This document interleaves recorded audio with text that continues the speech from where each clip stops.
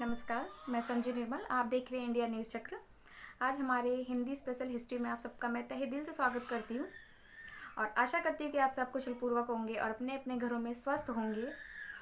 आज हम बात करेंगे मूलाक्रम के बारे में, जो एक प्रकार का ये टैक्स हुआ करता था और ये केरल के एक मालामाल गांव है। तो वहाँ पर ये वाइकोन सत्याग्रह हुआ, जिसे पीएच माधवन ने शुरुआत करी इस सत्याग्रह की। जी दोस्तों, ये एक इजवा जनजाति के लोग हैं, इनके साथ में दुर्व्यवहार होना शुरू हुआ था। और सोचिए कि उस टाइम पे जो ये लोग हैं, इजवा जाति के लोग, ये मंदिर में भी जाने के लिए अगर बिल्कुल पास में रास्ता है तो वहाँ से नहीं होके जा सकते थे। इन्हें जाने के लिए काफ़ी लंबा रास्ता चुनना पड़ता था, जो काफ़ी कच्चा रास्ता हुआ करता था मिट्टी का, और उनका काफ़ी टाइम भी ख़राब हुआ करता था। पर वो नहीं जा सकते थे, क्यों? क्योंकि वो नीची जाति के लोग थे, वो SC ST में आते थे। दोस्तों, तो क्या है ये ऊंची नीची जाति? कुछ नहीं होता है, गलत बात है। और आप ये बताइए मुझे, जब कहते हैं कि क्या नाम है, जो नीची जाति का लोग हैं उनमें से किसी ने अगर किसी ऊंची जाति के लोगों को छू लिया तो वो अपने आप को कहता था कि मैं अशुद्ध हो गया। तो मुझे एक छोटी सी बात बताइए, अगर वो अशुद्ध हो गया तो वो नीची जाति के क्यों नहीं छू सकता है कि उन्हें शुद्ध कर दे? अगर वो शुद्ध है तो वो नीची जाति के लोगों को छू कर उन्हें शुद्ध कर दे, तो ये ऊंची नीची जाति का टेंशन ही खत्म हो जाए ना। पर ऐसा नहीं होता, क्योंकि लोगों की भावनाएं काफ़ी गलत हैं इन सब चीज़ों को लेकर। ऐसी ही केरल में एक जगह है जिसमें कि केरल में त्रावण एक राजा है, त्रावण कुल का राजा, जिसने कि ये मूलाक्रम शुरुआत करी थी। उस टाइम पे क्या होता था कि अगर कोई नीची जाति की जो महिला है, उनको अपने स्तन को ढकने का अधिकार नहीं था। अगर उन्होंने गलती से अपने स्तन को ढक लिया तो उनके ऊपर मूलाक्रम वो राजा लगाता था। और सोचिए कितनी गलत बात है ये, कितनी, समझ लीजिए कितना नीच काम है ये, कि हमारे ही देश के लोग ऐसा अपने अंदर ऐसी भावना रखते हैं किसी को लेकर, नीची जाति को। ये बहुत गलत बात है। और एक टाइम पे क्या हुआ, आप खुद सोचिए कि अगर कोई मूवी आती है, किसी कंपनी का ऐड आता है और किसी धर्म के ऊपर मूवी आ गई है, तो लोगों ने कितना बवाल मचा दिया कि ये गलत है, ये चीज़ें हटाइए मूवी में से, अच्छी नहीं है। फिर भी कभी किसी ने क्या क्या कहते हैं, ये कर्म जो मूलाक्रम है, इसके ऊपर किसी ने कोई बवाल उठाया? नहीं। क्यों? क्योंकि ये हमारे देश के जो नीची जाति के लोग हैं उन्हें कभी पढ़ने नहीं दिया, ना ही उन्हें कभी आगे बढ़ने दिया। सोचिए दोस्तों, तो एक दिन क्या हुआ, एक महिला आती है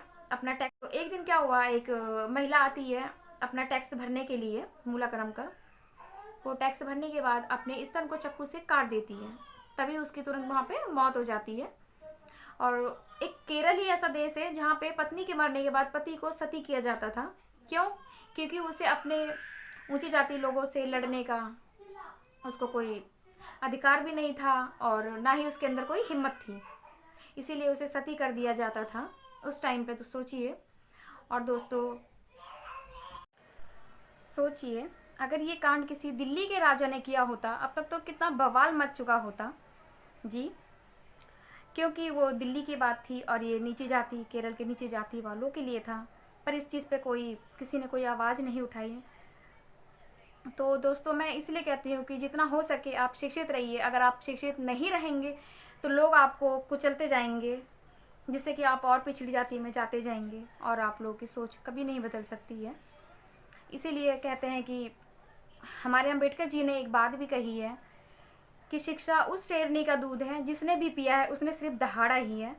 तो आप अम्बेडकर जी की बातों को ध्यान में रखिए और जितना हो सके आप लोग पढ़िए और दूसरों को भी पढ़ाइए। और कहते हैं ना कि चाँद में भी कहीं ना कहीं दाग है, तो दोस्तों वैसे ही हमारे संस्कृति में भी एक ये बहुत बड़ा दाग है। आप एक जलियांवाला बाग का कांड उठा के देख लीजिए, जो ये कांड भारतीयों ने ही किया है। और ये तो कर्म जो है मूलाक्रम, इसके बारे में तो सुन के खैर खून ही खौल जाता है कि कितना नीच काम है ये। तो वैसे ही चाँद में दाग है तो हमारे संस्कृति में भी दाग है, जिसे कि हम भूल कर भी कभी नहीं भूल सकते हैं। और जो हमारे दादा परदादा है, उनकी सोच तो उस टाइम की थी, तो आज भी वो थोड़ा सोचते हैं ऐसा कि छोटी जाति और बड़ी जातियों में अंतर। और जो कुछ लोग कहते हैं कि हम तो काफ़ी ऊंची जाति के हैं, हम उनके लिए क्यों ऐसा काम अच्छा करें, वो हमसे छोटी जाति नहीं तो वो आगे पढ़ के कुछ हमसे ज़्यादा अच्छे किसी पोस्ट पे आ जाएंगे। तो गलत चीज़ें हैं, ये सोच नहीं रखनी चाहिए, चाहे आप ऊंची जाति के हो या नीची जाति के हो। जितना हो सके आप लोग पढ़िए, दूसरों को भी पढ़ाइए। आप देखते हैं कि अगर कोई गरीब है, गरीब का बच्चा है, वो नहीं पढ़ने में, उसके माँ बाप उसको नहीं पढ़ा सकते हैं, तो अगर आपसे पॉसिबल हो तो आप उसे थोड़ा बहुत जितना भी हो सके उसको पढ़ाने के लिए कोशिश करिए, आगे बढ़ाइए। अगर हमारे देश के बच्चे पढ़ेंगे तभी हमारे देश का भविष्य भी काफ़ी अच्छा होगा। और हम फिर दूसरे देश में क्यों जाएंगे उनको देखकर कि वहाँ के काफ़ी अच्छी फैसिलिटी है, जो चीज़ हम अपने देश में ही कर सकते हैं दोस्तों। इसीलिए कहते हैं कि धीरे धीरे ही बदलाव आएगा, डायरेक्ट तो नहीं आ सकता है। और जो हमारी नई जनरेशन है उनकी सोच तो काफ़ी अच्छी है, और उनमें से बहुत कम होंगे जो जिनकी सोच थोड़ी सी आज ऐसी होगी, वरना ज़्यादातर तो सोच सबकी अच्छी हो गई है और आगे धीरे धीरे अच्छी ही होनी है। और आशा भी करती हूँ कि एक दूसरे के लिए आप सोच अच्छी रखिए और उन्हें पढ़ाइए लिखाइए जितना हो सके। बस आज की वीडियो यहीं तक।